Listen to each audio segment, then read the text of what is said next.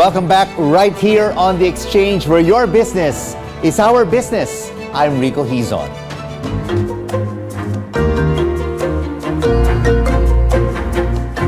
How is the private sector helping promote energy conservation, especially when supply could be running thin this summer season? Let's now have an exchange with Alexander Ablaza, President of the Philippine Energy Efficiency Alliance. Alex, great to have you with us on The Exchange. There have been warnings of thinner power supply this summer season. Is the country's energy supply insufficient to begin with? Well, it's an annual thing, right? We're always peaking in demand through summer, through gas supplies, and of course in the power sector. Why? Because of the ambient temperature. We are cooling. We are a tropical country, and it's a big strain on our grid to cool the whole country wherever cooling is available. And this is the interesting fact that only a small population of our country enjoys air conditioning. So you can imagine that if more Filipinos would get air conditioning, then the supply deficits would even worsen through the years. And this is why energy efficiency is seen as a way to mitigate that, is a way to produce another, what we call an indigenous resource, because it is able to defer the construction of new power plants or to upgrade our grid. You talk about, Alex, energy efficiency, which is really very important, especially during the summer months. How can our kababayans reduce energy use when the hot temperatures make us all use electric fans and air conditioners more? Well, it's really about a change of lifestyle. You know, energy efficiency works in other countries because of a behavioral shift. No, so if Filipinos would just take the DOE prescription to place the thermostat at 23, 24, 25, and even Japan is attempting now a 26 degrees Celsius setting, then you save 5 to 7% more for every degree increase in the thermostat setting. So it's really about using less energy for cooling, using more passive ventilation. But is the education there for our consumers and even for businesses to lower the thermostat setting to 23, 24, even maybe 25, 26? Well, that's a work in progress. You see, the energy efficiency law was passed just before the pandemic struck. And now the government and the private sector and our civil society organization called Philippine Energy Efficiency Alliance will now have to step up our promotional efforts just to improve consumer education, just to get all the guidelines, just to get all the recommendations out there to the small households, to small businesses, to big business, to commercial buildings.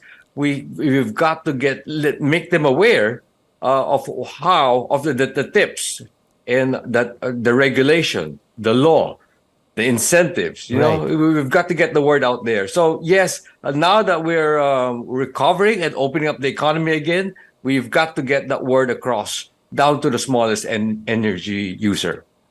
Across all demographics, to all our kababayans. And that Energy and Efficiency and Conservation Act is Republic Act 11285, Alex. But of course, what's also very important is the political will to encourage Filipinos to save energy. Is it there? The Philippines Republic Act 11285 is one of the most inclusive, one of the most comprehensive laws that bring obligations down to smaller energy users. It's still big across our ASEAN neighbors like Singapore and Indonesia. Here, anyone consuming 500,000 kilowatt hours in fuel electricity annually now have obligations under the law. These consumption thresholds are much higher in other ASEAN countries. And the one thing that's interesting in our law, it whacks a big stick. There are penal provisions in the law, not like the renewable energy law. They have, if I don't put rooftop solar on my roof, I don't go to jail. This law has up to 5 years imprisonment and up to 100 million peso fines to an individual who violates the provisions of the law. And Alex, this weekend is Earth Hour. It only lasts for 60 minutes. What can we learn? What advice can you give our kababayans for Earth Hour? It's that by conserving energy, by using energy more efficiently, we can actually reduce emissions. We can actually defer infrastructure upgrades. We can actually decelerate the rise in energy prices. So the country, through Earth Hour, is a stepping stone, should start to think of energy efficiency not as a band-aid strategy. Every time there's an energy crisis, let's do energy efficiency.